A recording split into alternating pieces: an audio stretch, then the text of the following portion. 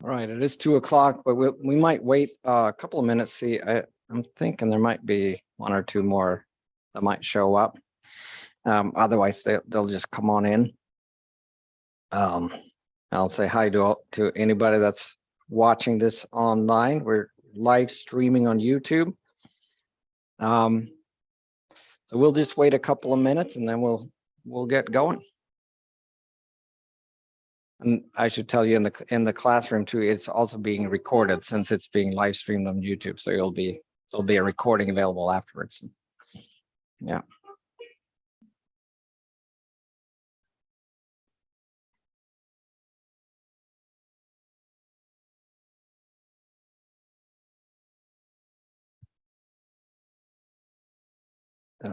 Make sure I have the right sound settings too. I'll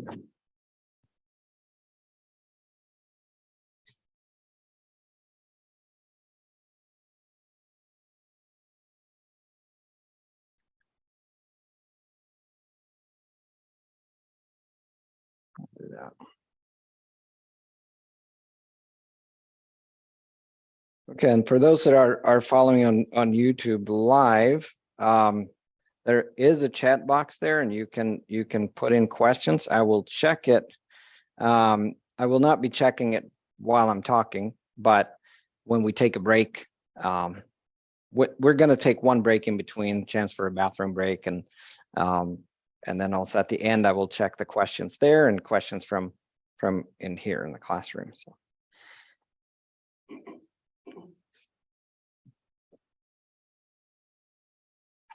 Take one break in between, chance for a bathroom break.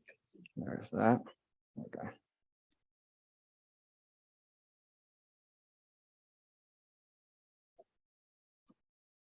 There. Well, we'll go ahead and get started. I hope it's going to be fun today, and I hope it's going to be something eye-opening, maybe something that a little thought-provoking.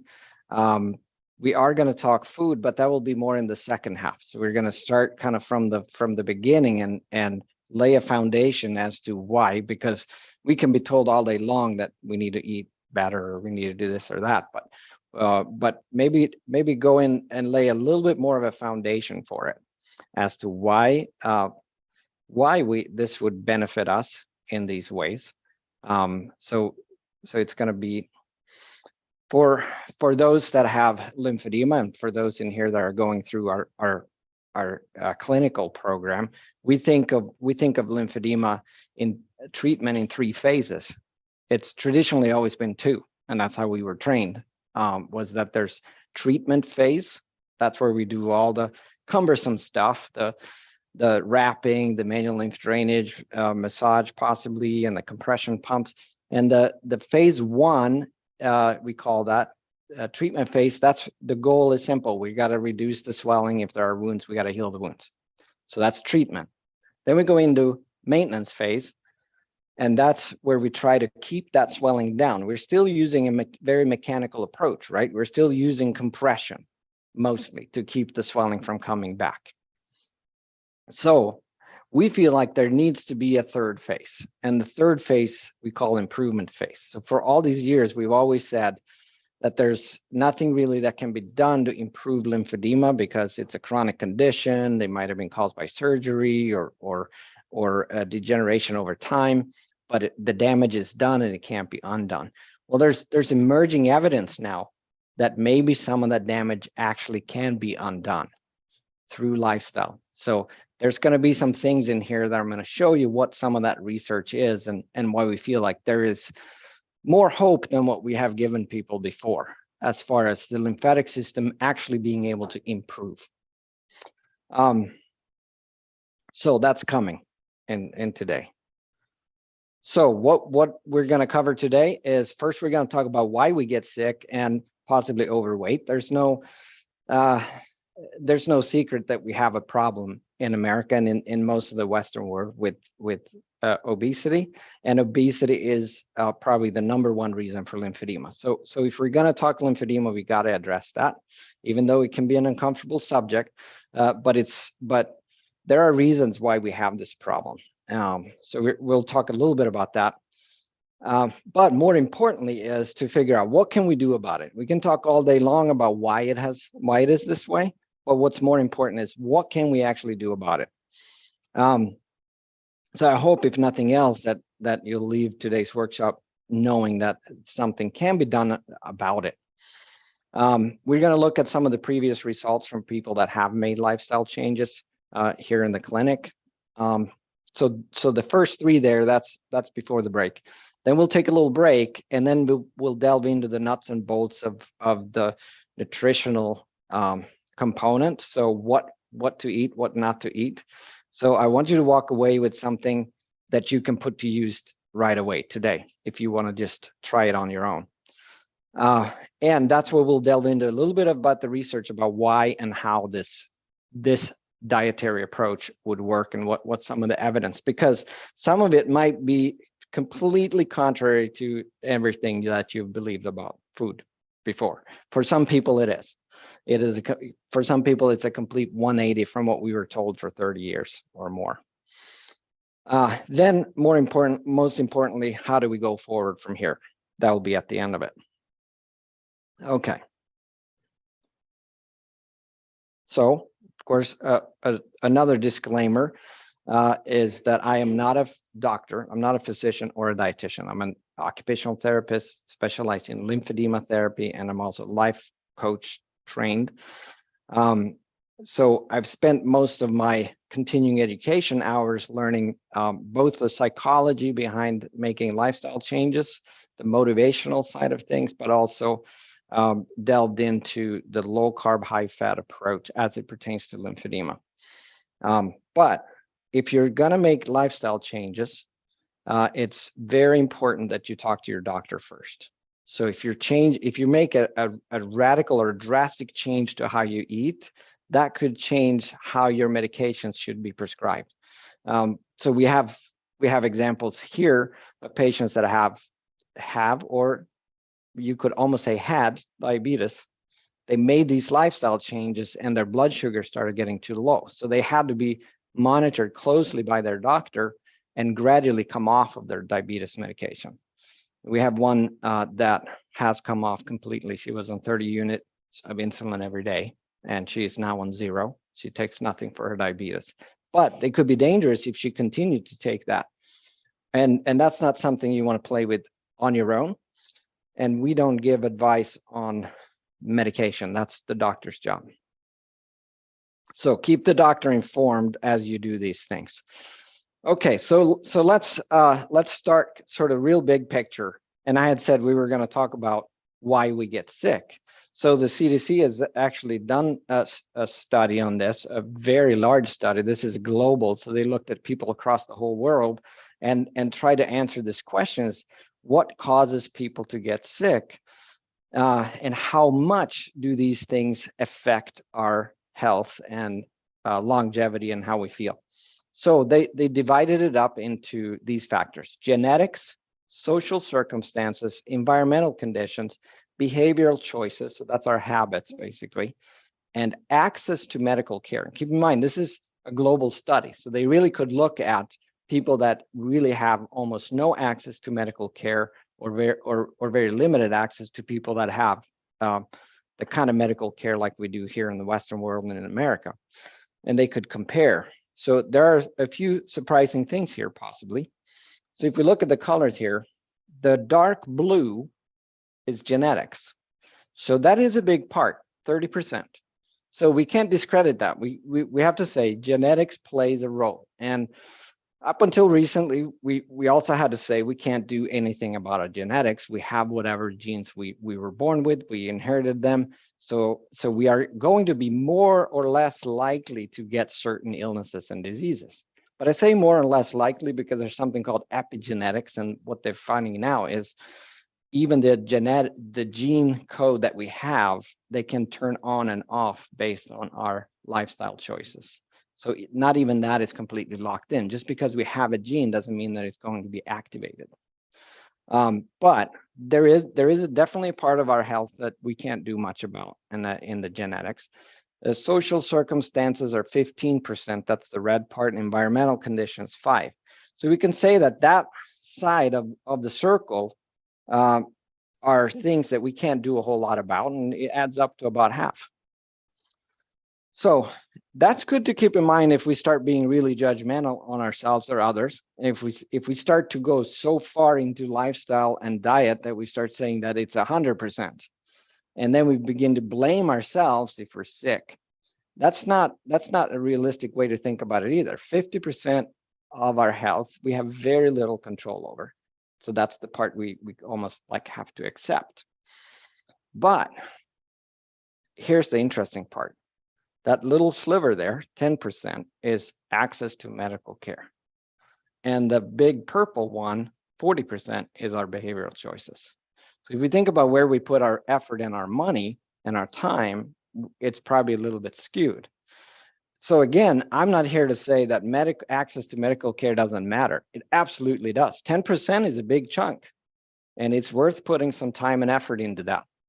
And I'm also going to explain as to when that really plays a role. But the big point to take away from this is that the biggest part of our health, 40%, is determined by our choices. And again, you can think about that in a positive or a negative way. The negative way would be to just guilt yourself over that and say, so you're saying it's my fault if I'm sick? Not at all. It's only 40%. And the positive way to look at that is to say, there is something that we can do. So let's focus our energy on that without judgment, without guilt. Just say, yay, there is actually, I'm not 100% out of control when it comes to my health. There are things that I can do to improve my health. So let's focus on those. It's worth putting the effort in there. But why don't we? Because it's hard. It's a lot harder than popping a pill. That's human nature, right? So what's happened to us over the years? We used to look more like that guy when we had to hunt for our food. The downside was we didn't live very long because we would get eaten up by wild animals and all kinds of other life-threatening things that we don't have to deal with today. So we are way more comfortable today and we live much longer, but we are not any healthier. So we live longer, but sometimes we live longer miserable.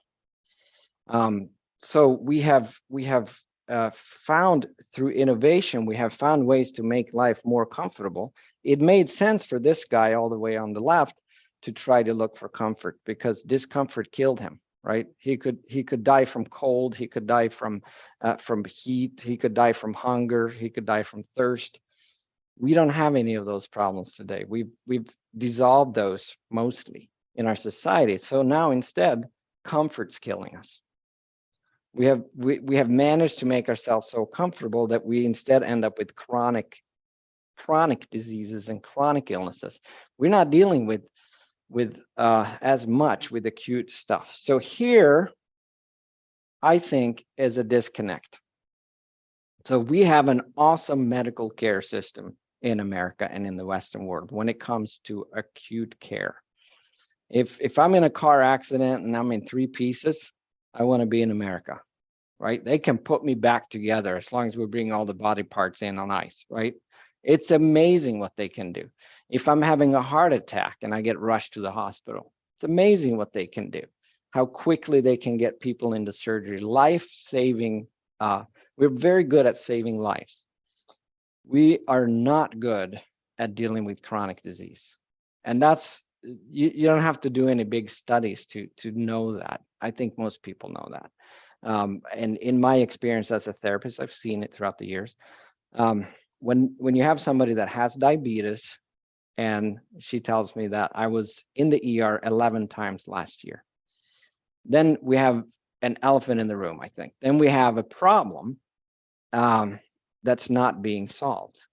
It's being patched up with acute care. So we have a chronic illness, diabetes, that the blood sugar gets out of whack. It's life-threatening. Now we go to the hospital and they do exactly what they're trained to do. And they do it very well. They save our lives. Good. They did their job. So I don't blame them. But if we take a step back and say, if the same person goes to the ER 11 times in a year, something is missing in the system. At what point does somebody say, weren't you here last week and 10 times before that? Maybe we need to do something else other than just stabilize you and send you home. But we can't expect that from the hospital. So it falls more on us because the way to improve chronic disease really is through lifestyle changes. We really don't have a lot else to offer in the medical community. So we are going to get into a little bit about the mind thing. So how do we lay a foundation? Because if it was easy to make these lifestyle changes and make these choices, if we were just completely rational human beings and we always did what was the smartest, we wouldn't have this problem and nobody would be smoking either, right? But we're not rational, so we might as well just admit that. But what are some ways that we can help ourselves to start these changes? One is we have to have a strong, compelling reason why, and that why has to be something that we can do something about. Now, I had also said we were going to talk about why do we get sick. So we also want to think about these reasons I talked about. They can all be true, but which ones do we focus on? So I would say in my years of working with people and seeing people make lifestyle changes, there's one really distinct difference between people that successfully make lifestyle changes and people that don't. And one of those is, it sounds simple. It's simple, but it's difficult. What do we focus on? Whatever we focus on has a huge impact on whether we will succeed or not. So if we focus on the fact that it's because of my genetics that I'm unhealthy, then it's true, but we're stuck because we can't change that. And I've seen that many times with clients that come in and say, well, I got it because my parents have it and my grandparents have it, so I'm destined to have it. So what can I do? Well, then we feel powerless and then we become powerless. Maybe we're big boned. Maybe we inherited the habits. That's true also. Others cook my food. So we have the married couples where one cooks and the other one's trying to eat better. That's an obstacle or a problem that we got to address. Is it the food industry's problem? Absolutely. They play a huge role in this.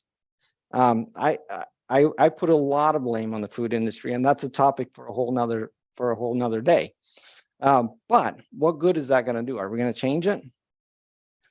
McDonald's has done a lot of studying on our psychology, and they have learned how we think. And not just McDonald's, everybody. Their job is to sell food to us, right? And they want us to eat more than we actually need because then they sell more. So they're doing their job.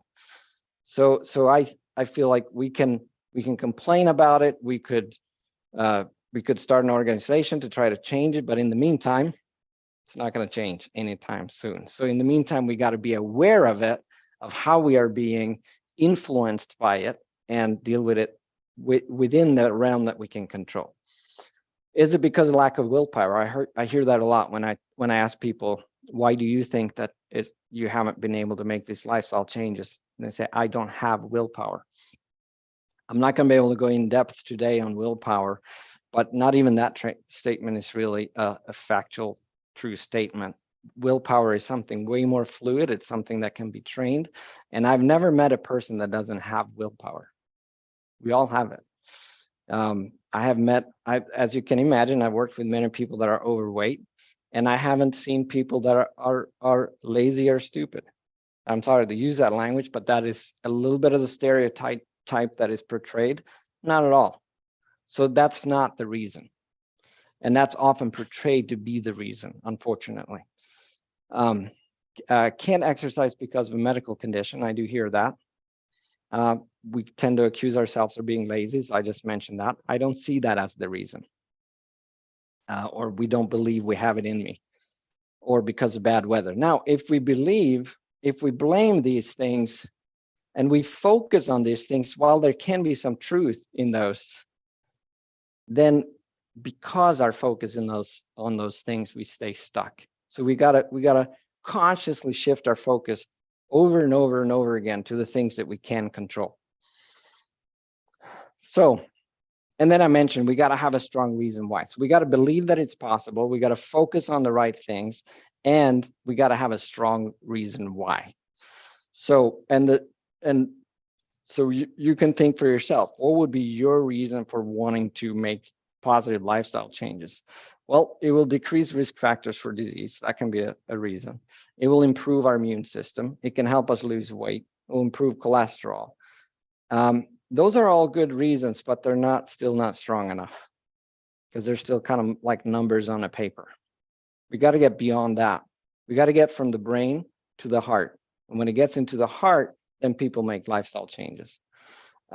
We can get increased energy. Now we're getting closer, because we can picture ourselves having more energy, and we picture what will we do with that energy.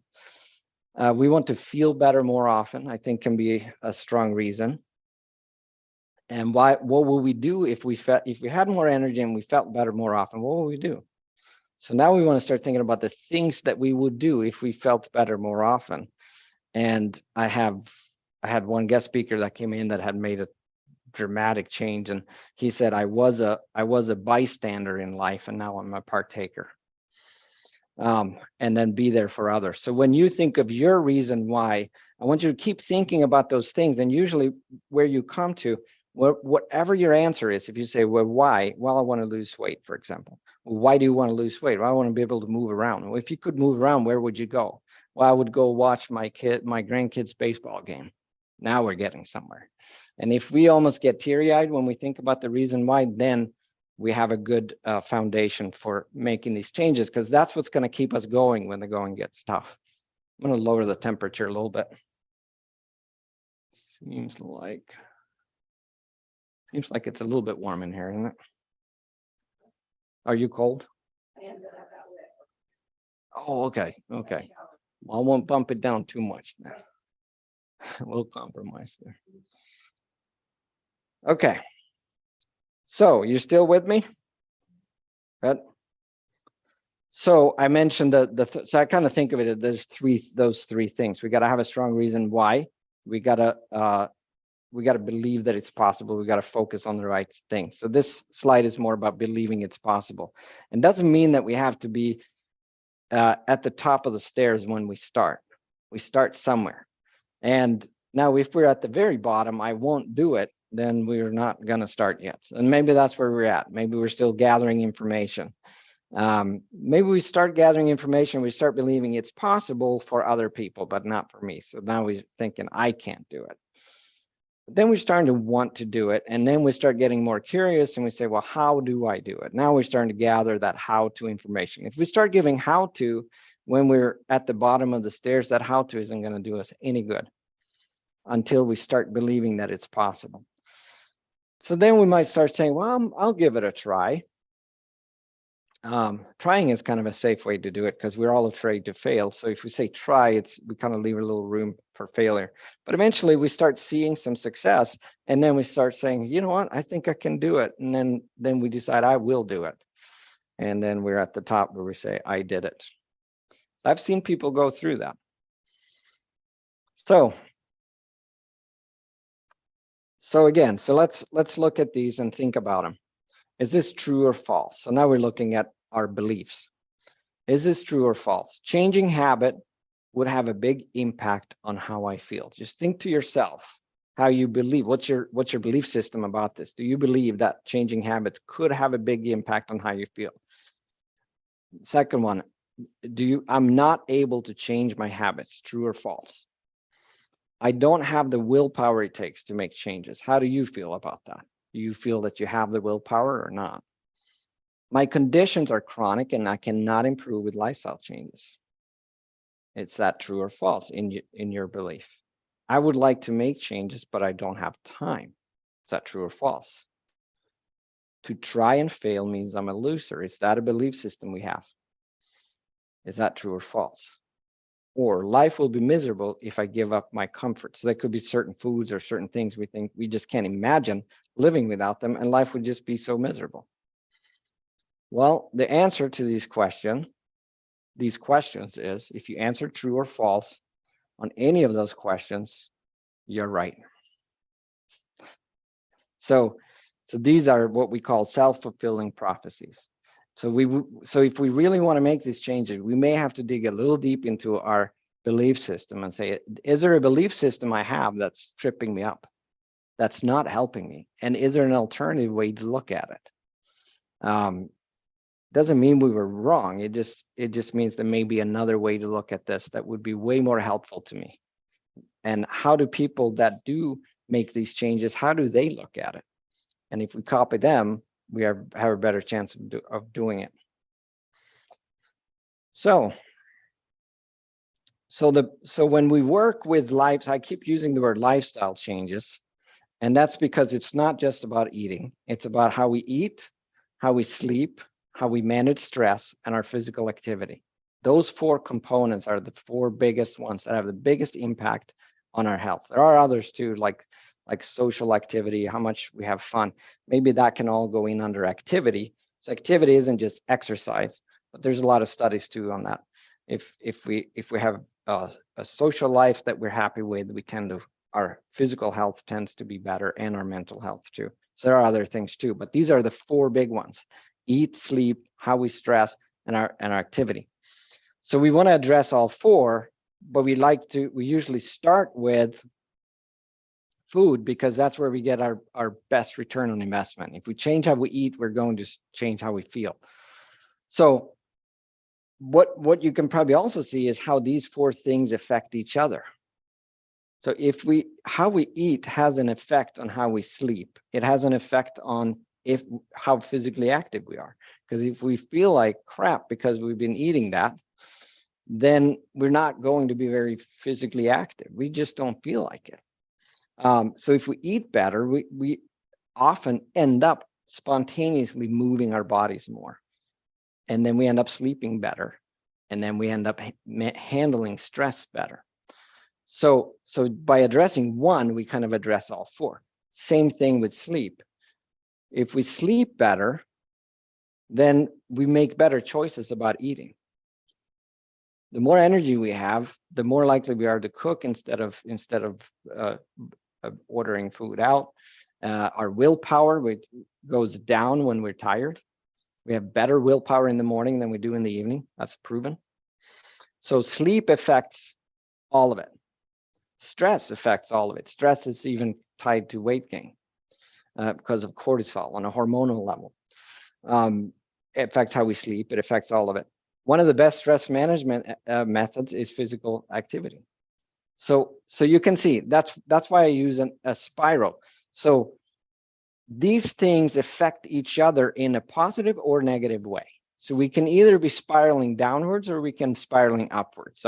So what we're trying to do is to create an upward spiral to where we start to address one thing, it improves the other ones, and then all 4 will improve, and we get that momentum, and we start the change starts happening. So just like a plane taking off, it takes a lot of work in the beginning. Taking off, getting off the ground is going to take a lot of fuel and a lot of energy. Then we start gaining altitude. That also takes energy, but not as much as the initial takeoff.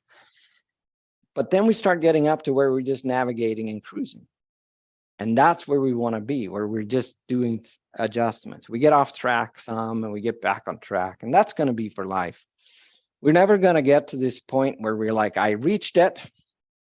I figured out my exercise program. I figured out my eating. I'm sleeping good every night, and I'm never stressed out of my mind. So there it is, cross the finish line. No, I think it's a constant navigation. So that's where we end up on, is navigation. And just like a plane, it veers off track a little bit. It has to adjust and come back on track, and then it goes a little bit this way. Even with the GPS that we have, that's what it does. So that's what we'll do then. So when we're coaching, we can coach ourselves or we can work with a coach. What we do is we set small action steps. So we discover, we come up with a strategy. We say, what could have a good impact? What am I willing to change right now? I'm going to change this specific thing this week. And then we'll check back in a week. And that's our experiment. Let's see if that works. And it has to be super specific. So we set little goals for ourselves. We might say, I'm going to start my day with a glass of water with lemon in it every day, because that's good for me. That could be our goal. That's our action step. And then we track it. And then after a week, we say, how many days out of 7 did I do that? And here's where, so when we assess how we did, that's super important. So we set our goals, we experiment with them, and then we assess. Now we assess and we say, okay, I set a goal to drink water the first thing I do every morning with lemon in it. And I did it 4 times. Here's how our negative minds tends to do now. They say, I didn't do it 3 times. And then we beat ourselves up over those 3 times. If we never did that before and we went from 0 to 4, I say celebrate the 4 and keep going to the next week. I tell the story sometimes. I had a lady that set a goal. She was eating ice cream every night, and by her own choice, she chose to set a challenge for herself to say, I'm going to cut the ice cream out completely. And I even questioned it. I say, if you're used to eating it every night, you're going to go from 7 to 0 right away. She's like, yeah, I gotta just cut it out. Well, she comes back a week later, head hung low. And I said, well, how did it go? She said, I didn't go good at all. I said, well, what happened? Well, we went out to eat last night and I had some ice cream for dessert. I go, okay, what about the other days? Oh, I didn't have an ice cream. Oh, that's you went from 7 to 1 out of 7. That is a huge improvement. Let's celebrate that and let's move on to the next week. But that we tend to be really hard on ourselves when we're making these changes. So try to keep focusing on the small improvements we're making, because small improvements in our habits can be huge over 1 year, 2 years, 5 years, 10 years. So the system we work with, we begin with keto, and after the break, we're gonna delve into the nuts and bolts about what a ketogenic diet is, or low carb, high fat, and how it pertains to weight loss and lymphedema. But in our system that we work with, and in the online program that I'm going to mention in the end, we also talk about physical activity, about stress management, and we could do a whole course just on stress management, but there will be some things, really useful things, because again, the important thing isn't to know that stress is bad for us. Actually, knowing that stress is bad for us doesn't help us a bit. It actually makes it worse. They did a study. You're chuckling. You probably heard about this study. It's kind of funny. It's sad, morbidly funny. People that, so a lot of us by now know that stress is dangerous, and for example, it can cause heart attacks. So we kind of say it's like, sure, I'm going to get a heart attack because I'm so stressed.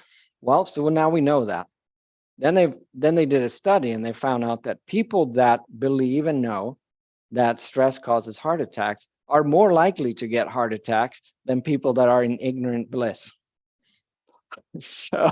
So all this talk about stress that we have had has not helped us a bit unless we take it to the next step and say, what can we actually do about it?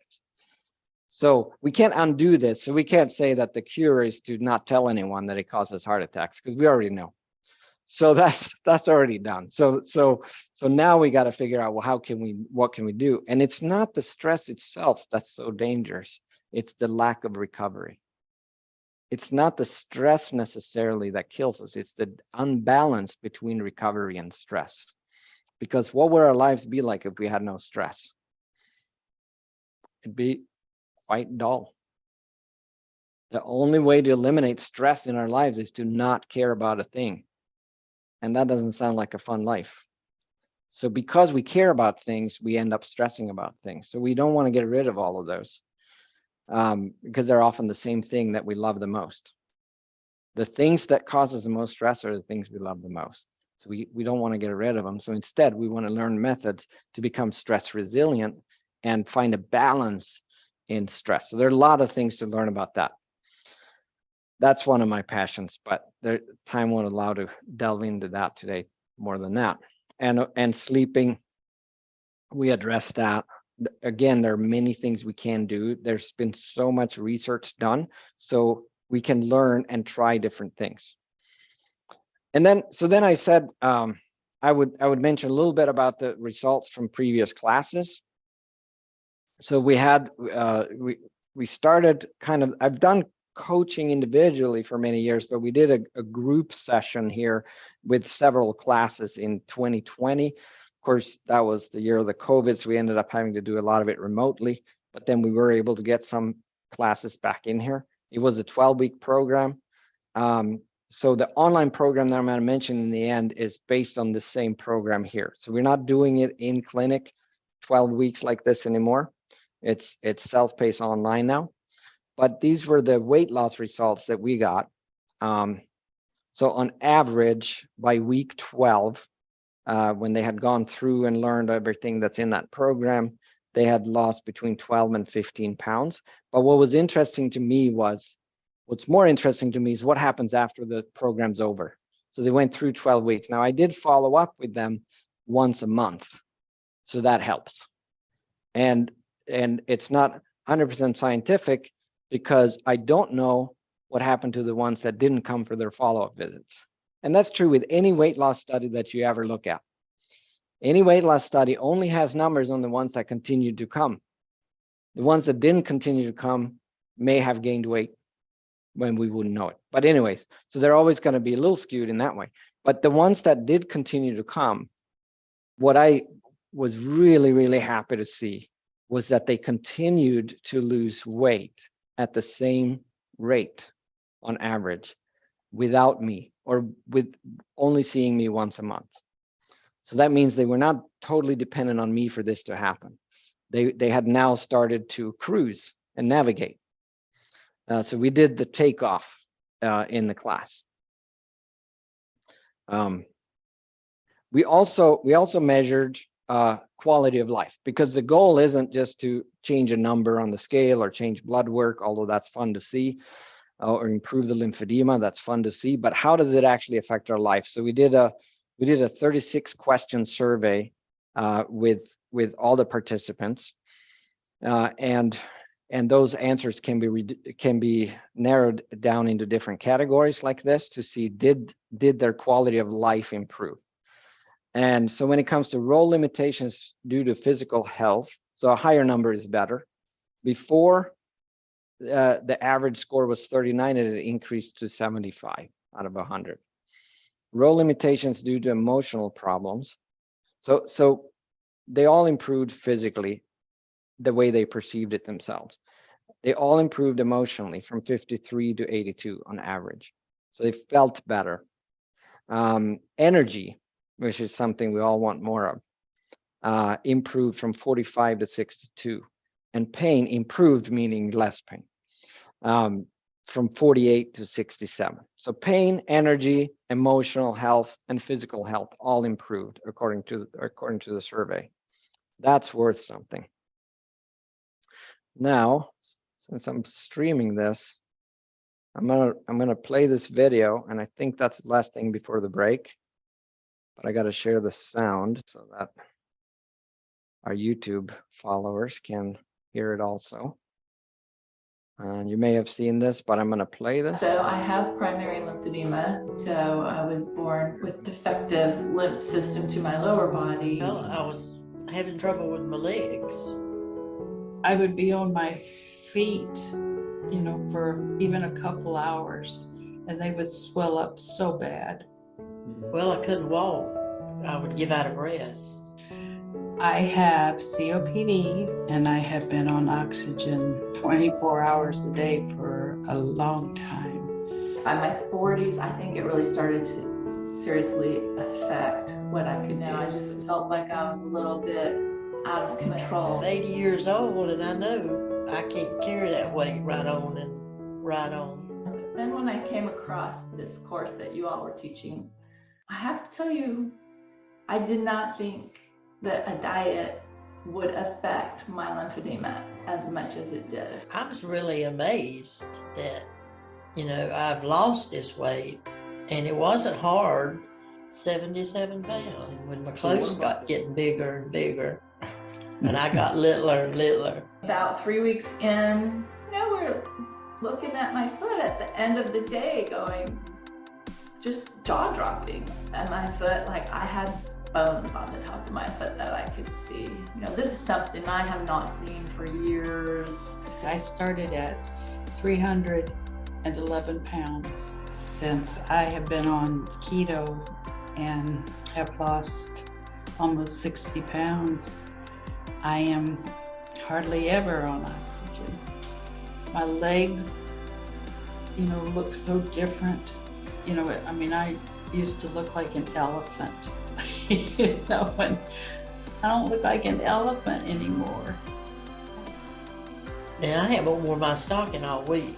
I tried it before. In about 3 days, I'd have to put them back on because they hurt, but they're not hurting. I mean, obviously I'm not cured, but amazing results. Okay. So those are some examples. This last one, she did the online, but the others you might have recognized the panel behind them. They were patients of the clinic that agreed to be filmed and tell their story. So we are going to take a 5-minute break before we delve into all the nuts and bolts of how to eat.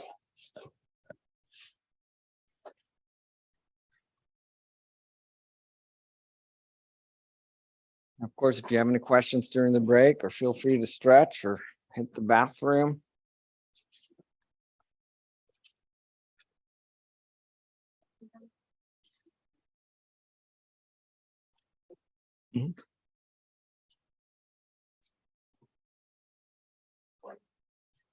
I'm going to go ahead and I'll mute it during our break.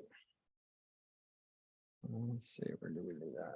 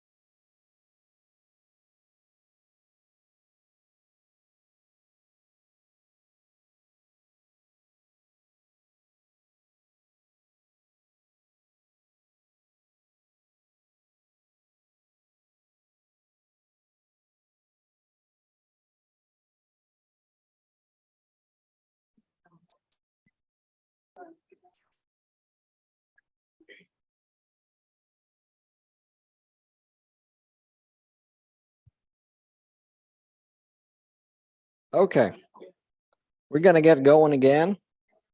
And I see we have a few people with us on YouTube still. They didn't drop out during the break. Hope you had a chance to take a break too, because we're gonna pack some information in right now. So, and one reason I want to do this too is the keto diet has become a fad diet. I don't think it is a fad diet, but it has become one recently for good and for bad.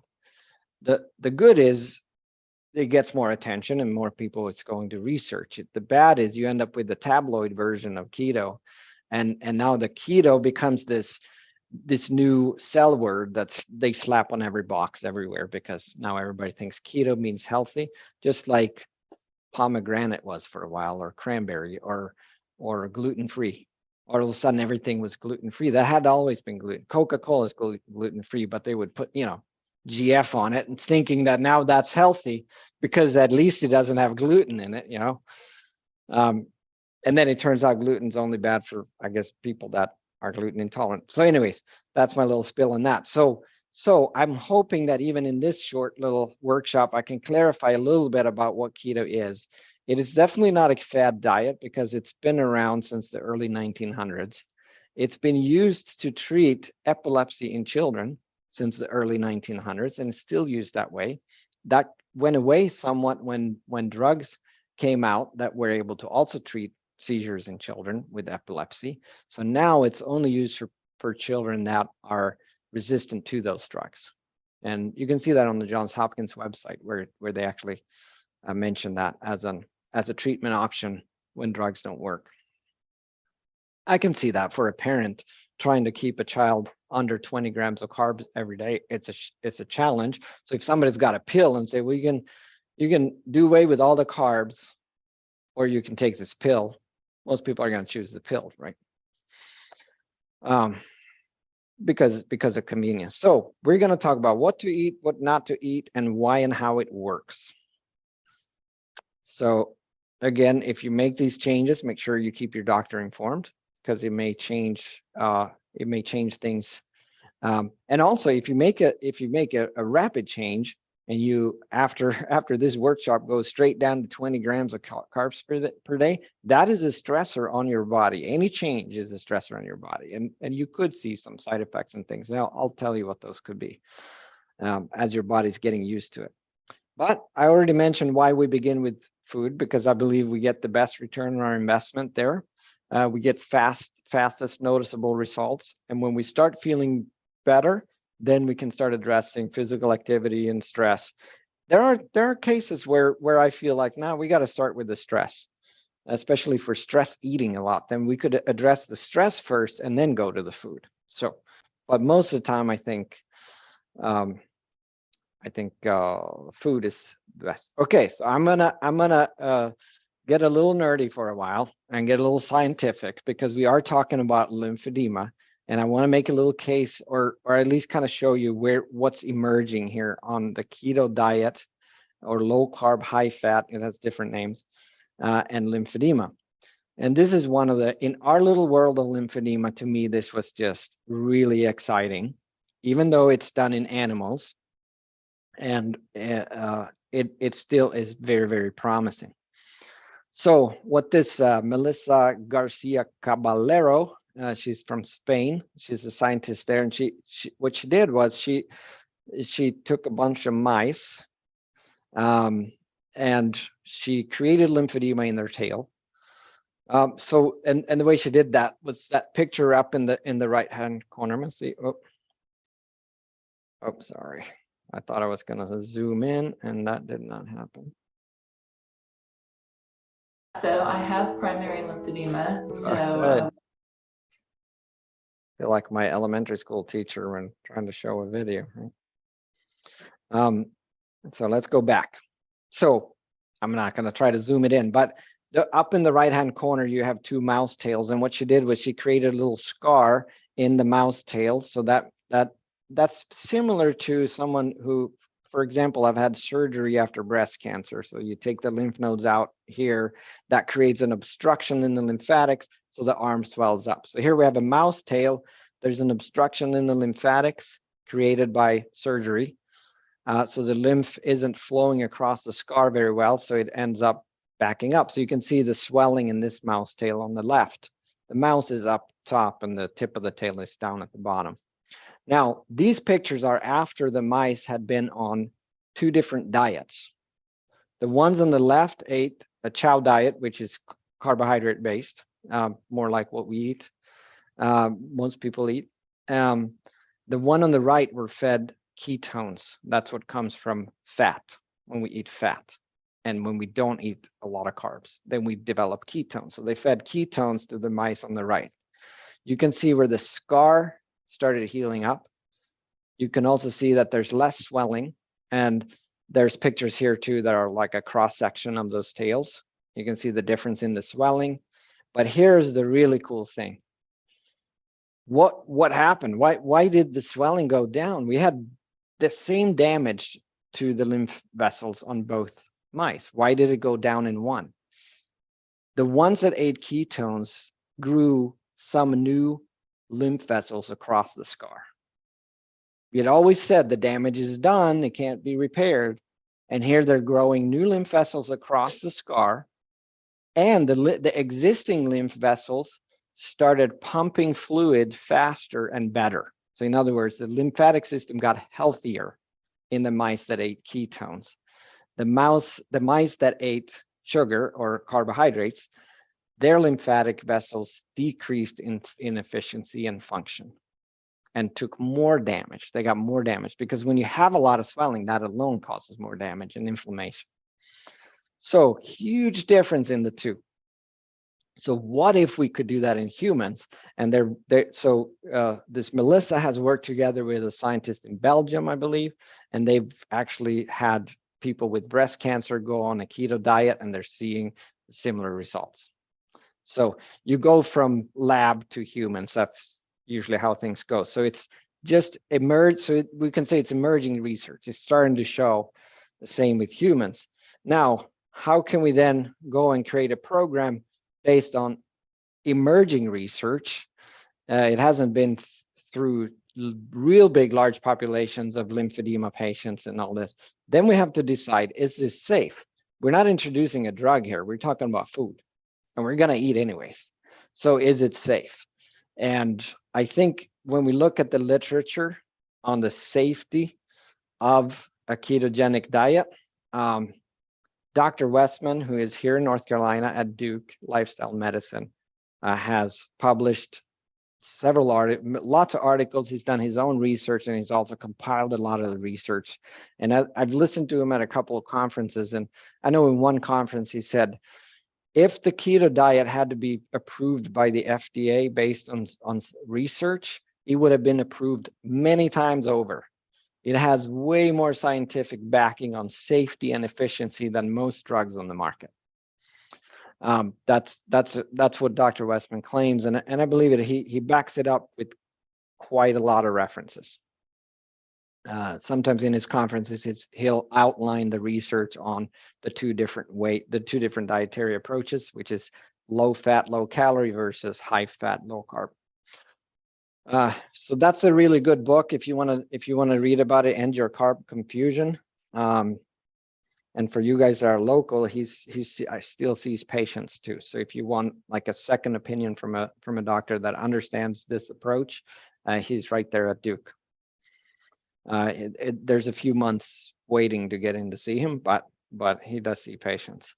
The lady on the right is Leslie Keith, who put together the first Lymphatic Lifestyle Solutions online program. She's a doctor in occupational therapy and lymphedema therapist, and she has done some of her own research also, and speaks at a lot of conferences. And she wrote a book called Lymphatic Code, where she talks more specifically about, it says, using a ketogenic lifestyle to enjoy a robust lymphatic system. So she really delves into it too. So if you want to read more about it and learn more about it, those are two really good books.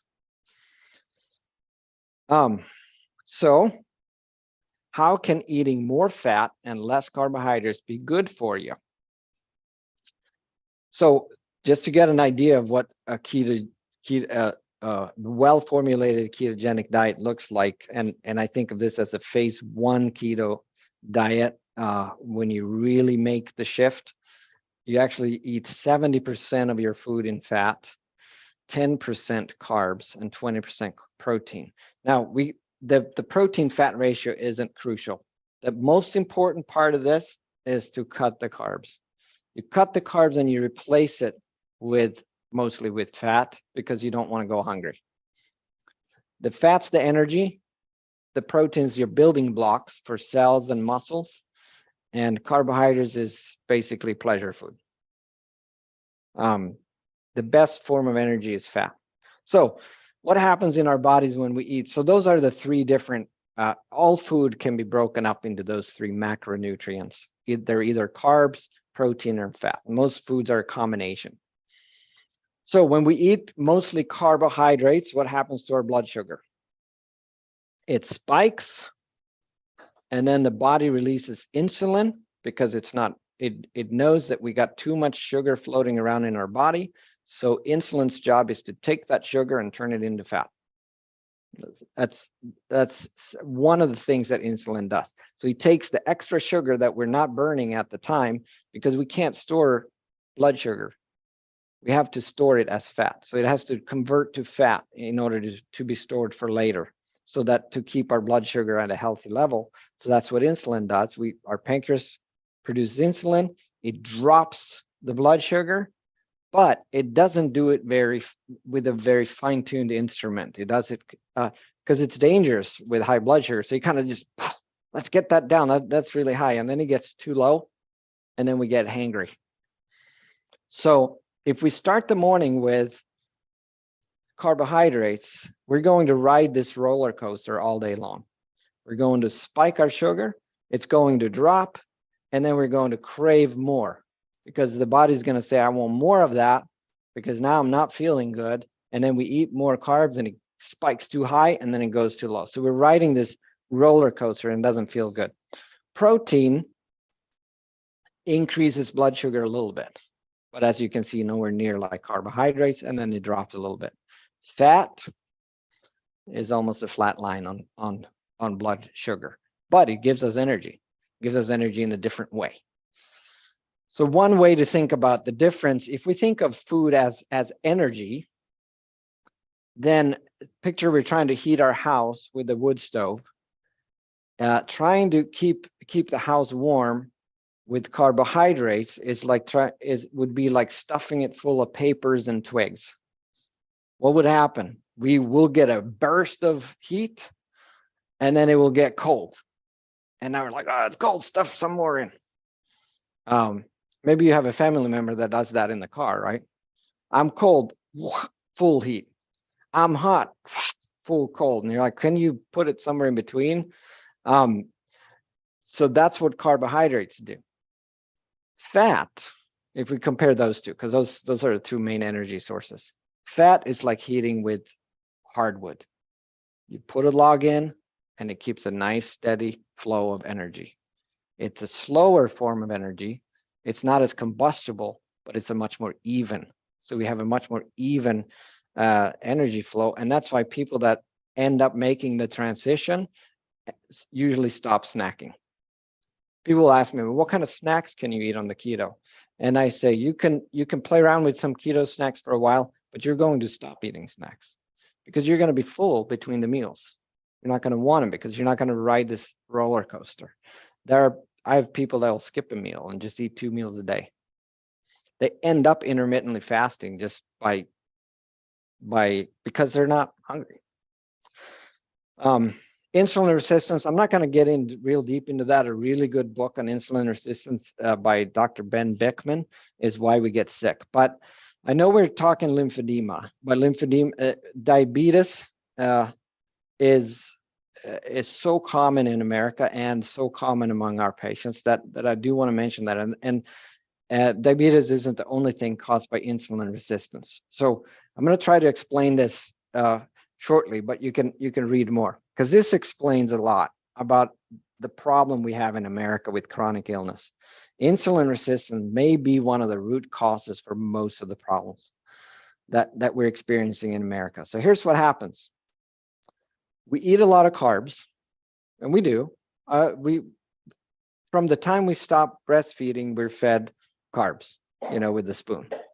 And then we're continuing to eat cereal for breakfast and donuts and toast and all this stuff.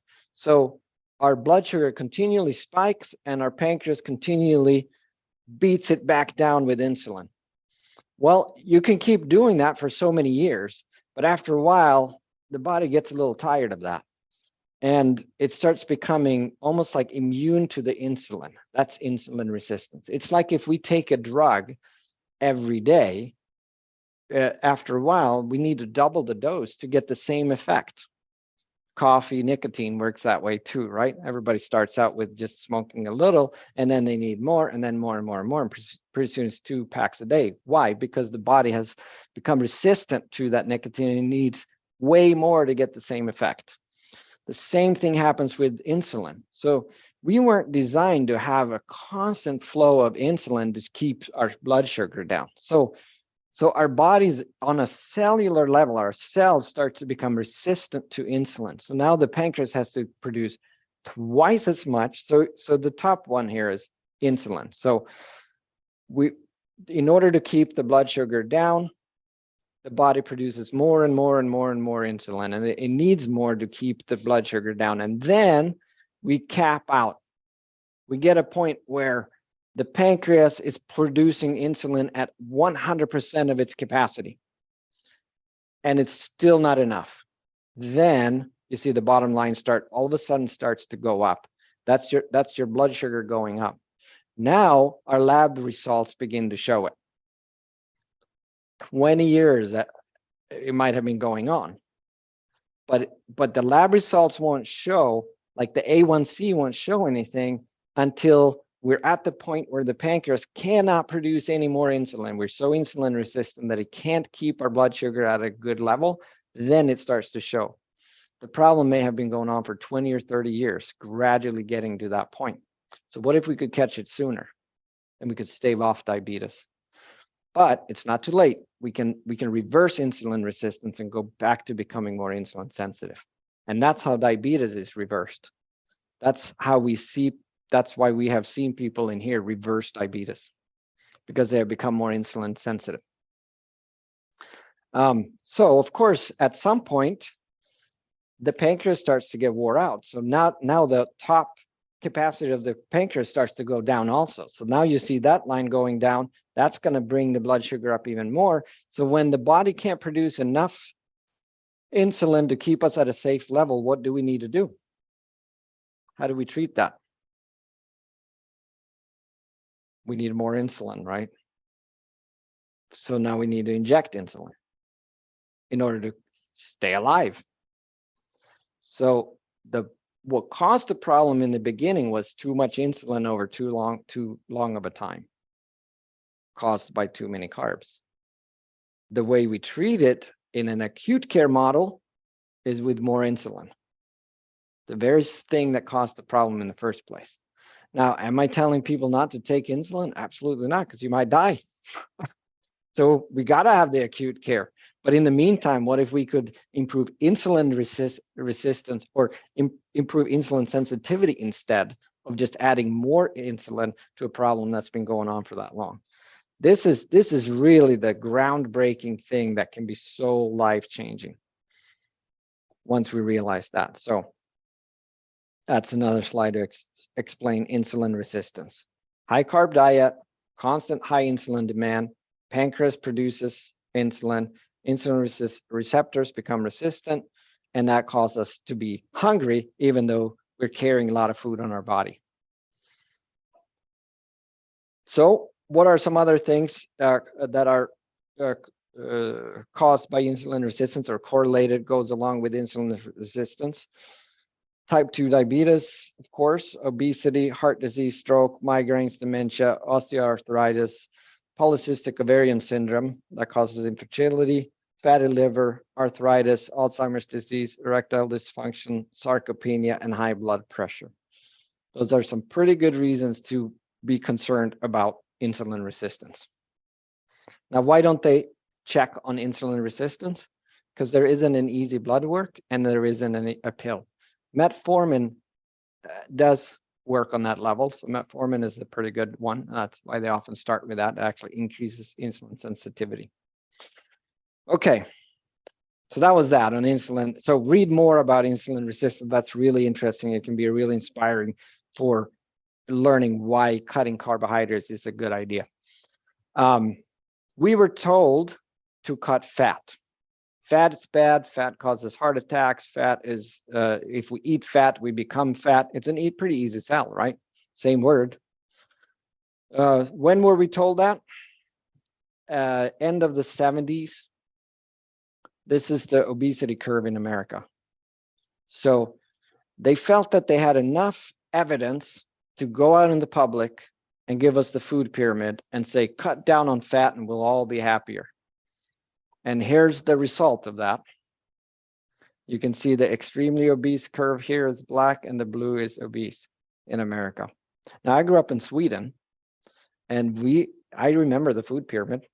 It was on the wall in our classroom. So that idea, the low fat hypothesis, and we call it a hypothesis because when you really delve into it, it never had much evidence. It's kind of funny that right now, the biggest critics against the keto and low fat say that we need more evidence before we can tell anyone to go this way. Then the best counter argument is say, show me the evidence for low fat. And it was pretty shoddy to begin with. They went out with the advice long before they had correlations, and correlations are not causations. So correlations is two things happen at the same time. You could use the same method to say that longer belts causes obesity, because people that have longer belts are much more likely to be obese. Yeah, that's not a cause, but it's a correlation. So they saw some correlations between people that ate meat, people that ate saturated fats. There was a study, I think it was called, I think they drew information from 21 countries and only used 7 of those. So that's also a typical example of where you had already decided what your results were going to be before you gathered the information. So when you dig into it, it's kind of interesting to see how we got there. How did we get this idea about low fat? So there goes the food pyramid. So here's a quote. I'll use at least one scientific reference in here. This is from Institute of Medicine Dietary Reference Intakes 2008. They tried to figure out how much carbohydrates do we need as humans? What's the minimum required carbohydrates? Because you've probably heard things like the brain has to have carbohydrates and the heart has to have. So how much do we have to eat? They came up with 0.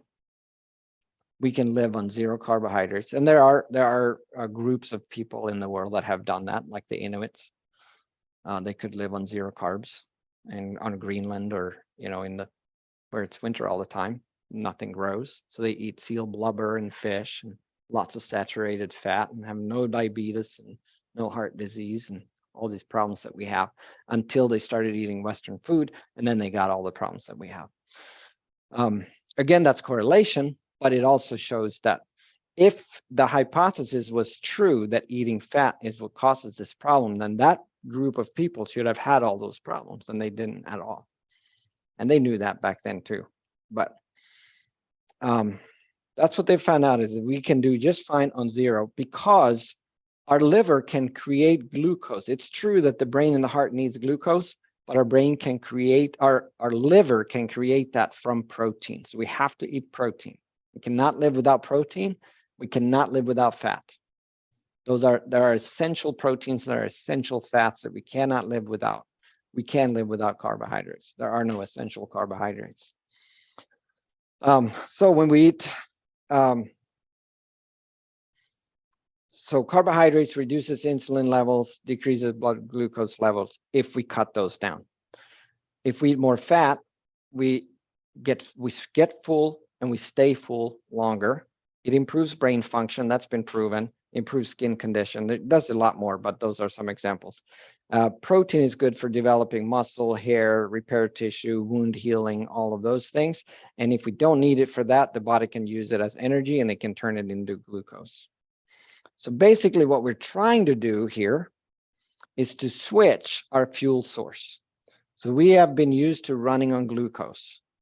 The body can run on what's called ketones, and that comes from fat, but it will not switch to run on ketones if it has glucose. The body will use the glucose until it runs out. Then it will switch to ketones. Ketones come from fat. So if we wanna burn fat, we have to deplete our bodies of glucose. That's the simple way to look at it. If we want to switch from running on glucose, we have to let our body run out of glucose, and then it will switch and start running on fat, which is ketones. And it is a better fuel source. The brain feels better on it. Our body feels better on it. And the cool thing is, if you make this change, you can actually measure to see if you are in what's called ketosis. When your body makes that change, you can detect that in the blood or urine or breath. So there are different ways to measure that. Those are the three main ways. The urine is the least accurate. Blood and breath is more accurate, but you have to, there are cheap ketone meters for breath that don't work. So they cost a little bit more if you want them to actually work. The blood one, Keto Mojo, is a good brand. The breathalyzer on the left there is called Biosense, and that's a really good one. You just blow in it and it will tell you if you're burning fat or not. So that can be kind of a fun tool to have as you make the change, to find out if you're in ketosis or not. So one way to think about this is to think about how we ate many years ago. We ate when food was available. There were no set meal times. We didn't really start eating more carbohydrates until we started growing stuff. And that wasn't the big change into chronic health problems. The big change started 200 years ago with the Industrial Revolution. So when we were eating carbohydrates from nature, they were kind of rough and it was a lot of fiber. And we had to do a lot of work to get a lot of carbs in us. But then we started processing food, and now we could get so much carbs in us so much faster that we had never been able to do before. You barely have to chew this stuff, like a Twinkies, and especially liquid. Once we started drinking carbohydrates, that's where it really gets out of hand, I think. So one way we can think that our ancestors lived was maybe the carbs that they did have, they were pretty rough. They had a lot of fiber, and they only had access to them in the winter, in the summer. And then maybe they used some of that to fatten up for the winter. But in the winter, it was all meat.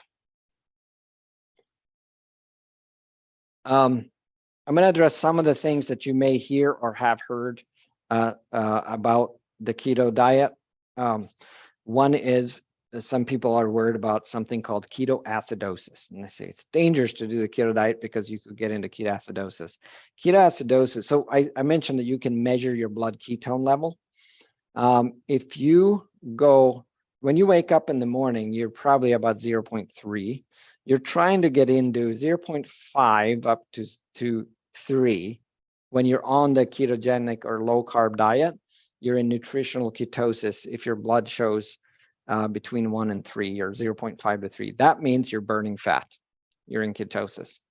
If you go 20 days without food, you can get into as high as 8 to 10. Ketoacidosis is a dangerous condition. That's where your ketone level, where your ketosis is too high, and it's dangerous. That's at 15 to 25. So even if you went without eating for 8 to 10 days, you still are not in the danger zone, unless you have type 1 diabetes. If you have type 1 diabetes, you want to be closely monitored by your doctor. Type 1 is the diabetes you're born with. That's totally different than the insulin resistance that I talked about.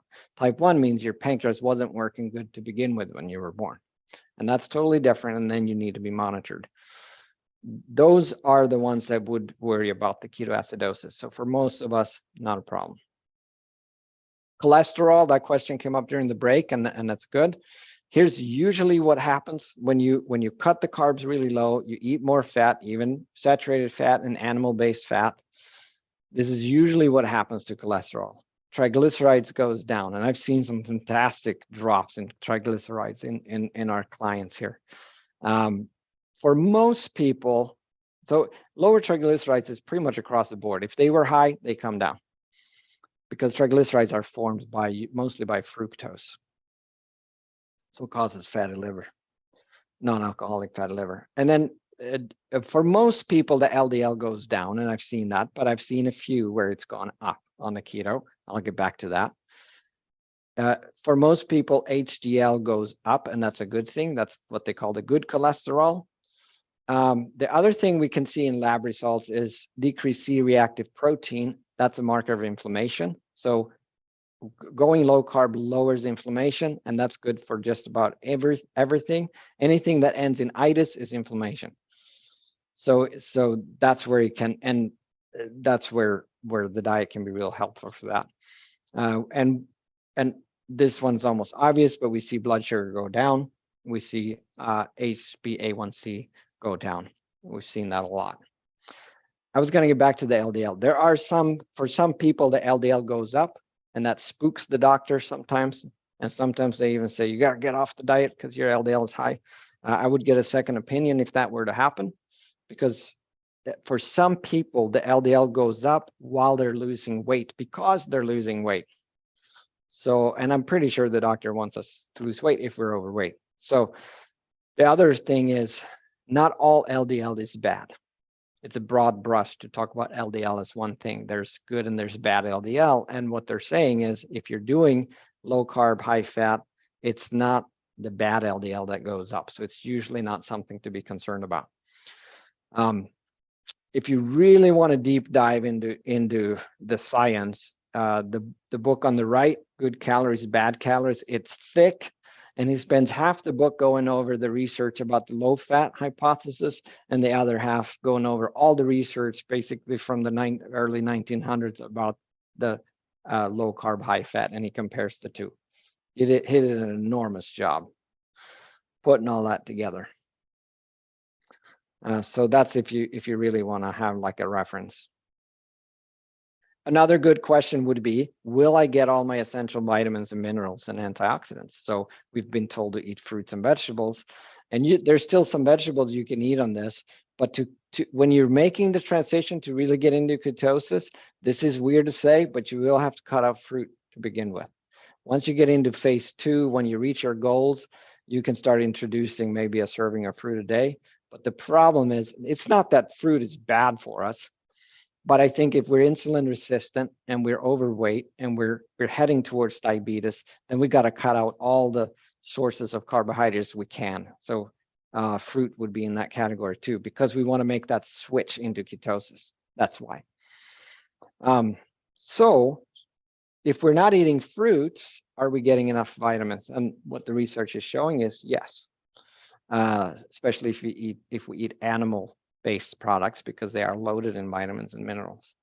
And some of them are only in animal-based products. That's why it can be tough sometimes for vegetarians to get enough of certain vitamins, like B12 and K2 are only in animal-based products. And then there are some vitamins, A, D, E, and K, can only be absorbed together with fat. So if we're eating a low-fat diet and we're trying to load up on all these vitamins, our body won't absorb them anyways. They just go right through us. So it turns out that when switching to a keto diet, it usually increases the amount of vitamins and minerals that we end up with, because they're more absorbable when they come from animal-based products. So I mentioned there can be side effects. Somebody might tell you that they tried it and they started feeling bad, so they stopped. In most cases, when that happens, sometimes they call it the keto flu, and it could be headache, fatigue, dizziness, sometimes even heart palpitations where you feel your heart beating a little faster, or irritability. It's usually because of dehydration and loss of electrolytes. Because surprisingly enough, even though we're eating steak and bacon and eggs and all this stuff, we can still get low on salt because carbohydrates causes fluid retention. So here's your link to lymphedema again. Carbohydrate causes fluid retention. When you cut the carbs this low, the body starts to release fluids, and with that goes salt and electrolytes. Kind of like when we take diuretics, we can end up low in potassium and other electrolytes. So we have to replenish that. So the first thing to try, if we feel any of these things, is maybe a 1/4 teaspoon of Himalayan salt or sea salt in water, and drink a big glass of water with a pinch of salt in it. Consult your doctor. Salt is another one of those that has a bad rep. Fat and salt should group together and fight all the bad rep that they've gotten undeservingly. We need salt. We cannot sustain life without salt. It temporarily increases blood pressure, and that's why it's gotten a bad rep. But again, consult your doctor. Of course, there are situations where you do have to watch salt, but to say as a general advice that people should cut salt is bad advice. And there's no backing to say that everybody in general should cut salt. Our bodies can regulate that quite well. If we have too much, we'll get rid of it. So unless we're in a dangerously high blood pressure situation, or there's some kidney problems or those kind of reasons. So what are the other possible side effects? Increased energy and vitality, muscle loss without weight loss without muscle loss. That's an important difference from low calorie diets. If you just try to go hungry all the time, you're going to lose muscle. And then if you gain that weight back, you're going to gain it back in fat. So if you go on a low calorie, low fat diet and you lose a bunch of weight and you lose a bunch of muscle and then gain it back in fat, you would have been better off not dieting if you gain it back. And that's what happens with most people. So that's one thing I really like about this too, is you usually don't lose muscle. What you lose is water and fat. It usually improves the skin, feeling full for many hours after eating. A lot of people feel that they can think more clearly because the brain's running on ketones. The blood sugar stabilizes, fewer mood swings, improved quality of life, and compliments from friends and family. We've seen all these things in our with our clients. So I hope I'm not burning up your brains. Now we'll just kind of quickly go through the ones in the class. Got a list of the eats and the don't eats. So I'm just going to go over that pretty quickly. We'll start with the no, and this is the most important one. I know it's negative and it's a red box on the paper, but if we were to summarize this method, would be don't eat what's in the red box. I had the opportunity to spend a day with Dr. Westman at Duke, and that's what I heard him tell his patients when they said, well, what do I need to do, doc? He had this poster on the wall, the same one that he graciously let me copy. And he would just point to the red box and he would say, don't eat what's in the red box. That's the short summary. So what's in the red box? Anything starchy or sugary. So flour, starch, fruit, including berries. For now, we can reintroduce them later. Starchy roots and vegetables. So corn, carrots, parsnips, peas, potatoes, sweet potatoes, French fries. It all goes. It all spikes the blood sugar. Breads, tortilla wrap, bagels, pasta, muffins. We're shooting for 20 grams of carbs per day if you want to do the strict keto. That's 2 slices of bread. 1 apple is 20. So you can see where fruit is going to throw us off a lot.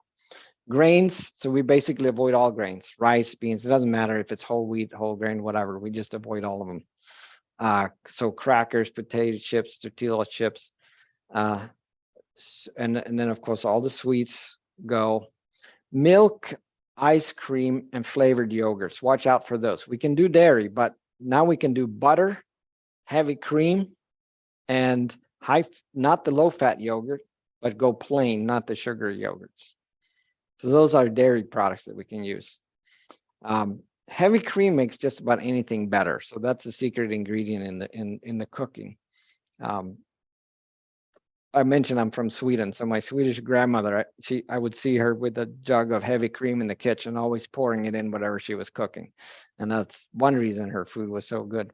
So now we can go back to that and not feel bad about it. Same thing with butter. Butter makes everything better. Bacon makes everything better. So there's a lot of good stuff we can't eat.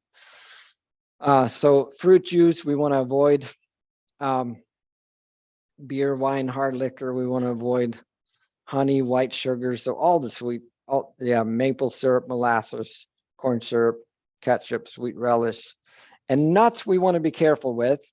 I say with nuts, if a handful of nuts keeps us from eating something really carb rich and unhealthy, then do the nuts. Especially macadamia nuts, almond nuts, those are pretty high fat, and you can do a handful of those. We just don't want to get carried away with them. You can do unlimited meat, beef, pork, ham, bacon, lamb, sausage, pepperoni, hot dogs. So get creative. We can eat meat in so many different ways. So this is where you can have fun. Chicken, turkey, duck, other fowl, fish, shellfish, unlimited. So the rule is we don't count calories. Eat if you're hungry. Stop eating when you're full.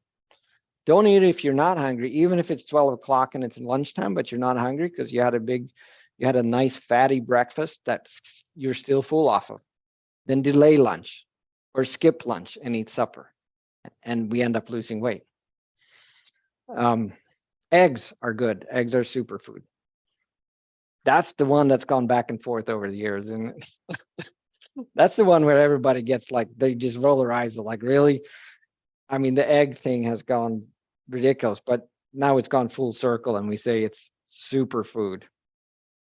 You can sustain life on 2 eggs a day. Zero carb snacks and drinks. So this is debatable. This is gray. Dr. Westman feels that it's fine to do diet soda. I put it this way. If the diet soda keeps you from drinking regular soda, you have taken a really big step in the right direction. Good for you. But your battle is going to be harder as long as you keep drinking it, because your sugar cravings will eventually vanish like magic when you stop. And that's one of the most awesome things with this diet. I'm a recovering sugar addict. And I never thought I would see the day when I could walk by a box of Krispy Kreme donuts at 2 o'clock in the afternoon and not actually want them. So again, it's not about willpower. Other people would look at me and say, man, you got willpower, you can walk by. And it's like, no, I don't want them because I'm not on the roller coaster anymore. And that's the thing. Is so when you picture yourself cutting these things out, don't picture yourself doing it with the current state that you're in now. If you are on the sugar roller coaster, it's going to change and you're not going to be fighting willpower. But the diet drinks will keep that craving going. It keeps the sugar craving awake because it's like an artificial way of trying to satisfy it. But change it can be a bridge, a transition. I look at it that way. That's true with any sweeteners. So some things you want to limit, be careful because it's easy to go overboard on, but they're good. They're low carb, is cheese, creams and oils, mayonnaise, olives. These are all good foods to eat on the keto diet, avocado, but you don't go overboard because they're very filling and sometimes we just don't realize how full we are until half an hour later. So that's the main reason there's a limit on here. 6 olives is probably going to be enough, but if we just sit there and mindlessly eat them, we might go overboard. Leafy greens, I know we put 2 cups. That's from the list. I don't know that anyone is gonna. It's very rare that anyone goes overboard on green, dark leafy greens. So don't obsess over the 2 cups. If you do a little more, I don't think that's gonna be what causes the problems. But dark leafy greens are good. If you have any problems with constipation, that dark leafy greens can help. There's a list of other non-starchy vegetables too, like asparagus, sprouts, cauliflower. Cauliflower can be a good substitute. You have cauliflower rice. There's even cauliflower pizza crust. There's a lot of cauliflower stuff you can use if you're craving some sides. So I mentioned, do we count or do we not count? If you're going to count something, the only thing you need to count is carbohydrates. And if you really want to do this right, you try to start off getting down to 20 grams. Now, for some people, it might be a good idea to transition. If you don't have a gallbladder, for example, then do it gradually. Don't jump straight to 20 because it's going to be tough for your stomach to digest all the fatty foods without a gallbladder. So you have to adapt. Your body has to get adapted to the increased amount of fats that you're eating. So you can do it gradually. So there can be, there's several different medical conditions where you want to do it gradually, but your goal is to get down to 20 grams a day. Then you don't have to count calories and you'll lose weight and feel better and improve the lymphatic system. And I know I keep saying losing weight because a large percentage of people do want or need to lose weight. But like you saw in the video, the lady that was in the very beginning and in the end, she did not need to lose weight. She went through the program and her lymphatic system improved without losing weight. She did not need to lose weight and shouldn't lose weight, but she did it for the lymphatics and it improved. So we do see that as well. But that's where you really want to try to get down to the 20 if you can. So count at least for 1 day so you can get a general idea. Stick to guidelines. But if you stick to these guidelines that's on that piece of paper, you will be below 20 grams. So if you don't like to count, it's not absolutely necessary, but it does help. People that count usually do better, but you only count carbs, not calories. So there's many different ways to track. I use the Chronometer app a lot. And when I'm coaching patients, I link my Chronometer account to their Chronometer account so I can oversee their food journaling. But there are many others out on the market. So bottom line is, eat if you're hungry, stop when you're full. So that's it. I'm just going to show you a little bit of how we coach and what programs you have available as far as going forward. Before I do that, are there any questions on the food or on the diet or on the research? Or I've got one question. Sugar-free pudding. Yeah. So I think of that too as it can serve a really good purpose, because sometimes, especially before our sugar cravings have gone away and we're fighting it and we're like, I just want something, then the sugar-free Jell-O, sugar-free puddings can be such a nice go-to. And special occasions where people are having desserts and you want to be a part of it, you can create all kinds of desserts using sugar-free Jellos and puddings. We've done some where we mix like cream cheese with strawberry Jell-O and heavy cream and mix it into some kind of a fluff, and it's just super good stuff. I do want to say, I know this is a super fast version of this, but I think we want to do it in a way that we still feel like we can be a part of life and be a part of the social part of eating. Eating isn't just nutrition, it's a social part of life. But the beauty, I think, of this is we can eat good stuff. Like if you look at this picture, this is all keto stuff. I know there's almonds on there. You can have some of that. We can eat some tasty stuff on this. So we can enjoy food. We don't have to sit in a corner and crunch on something that we don't even like.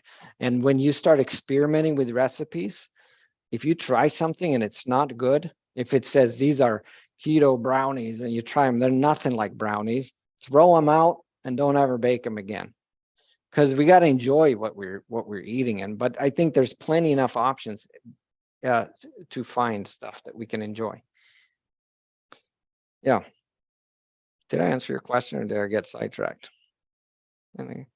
Oh yeah, Jell-O, sugar-free Jell-O. Yeah.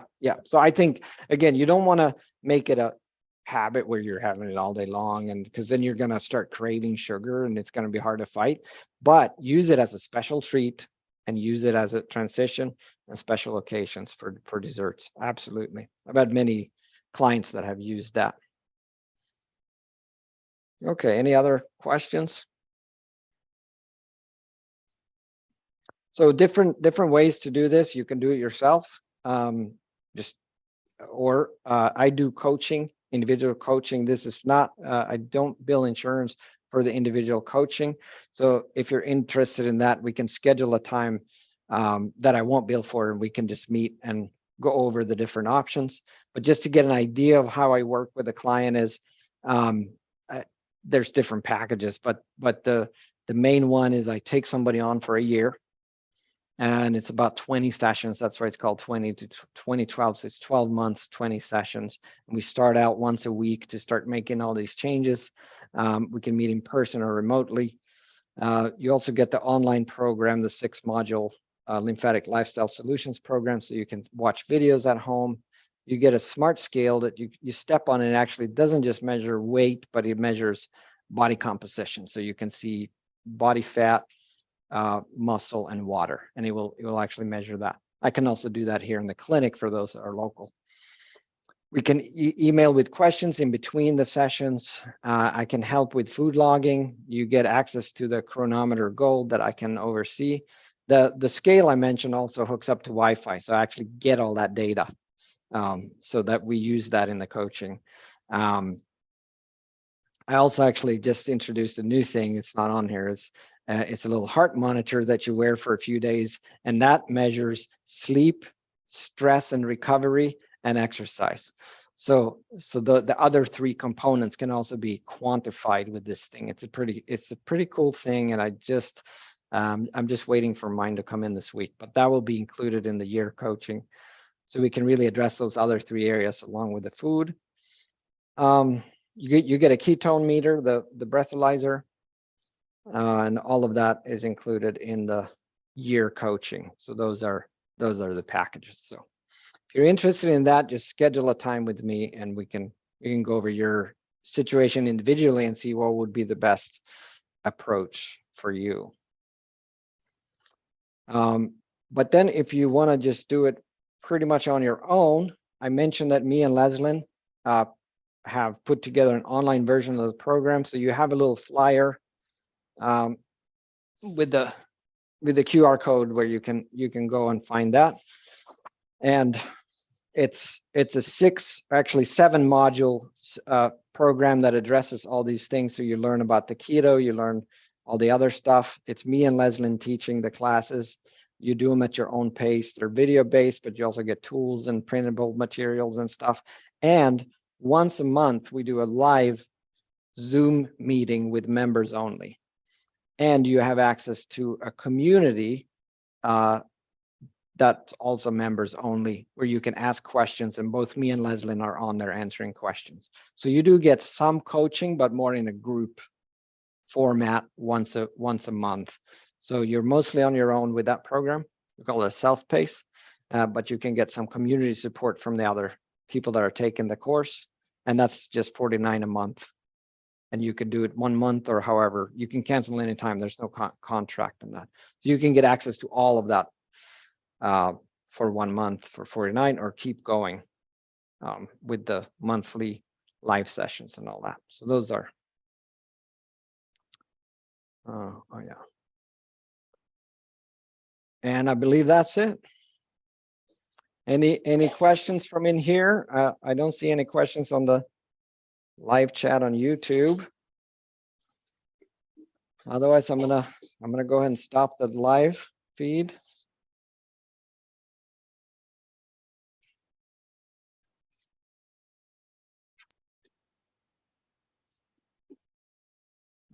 And for you that are online, I will put in the description or the chat below some links to these things that I mentioned in here too, like for the online program, and also if anybody wants to schedule an individual remote session, we can do that as well.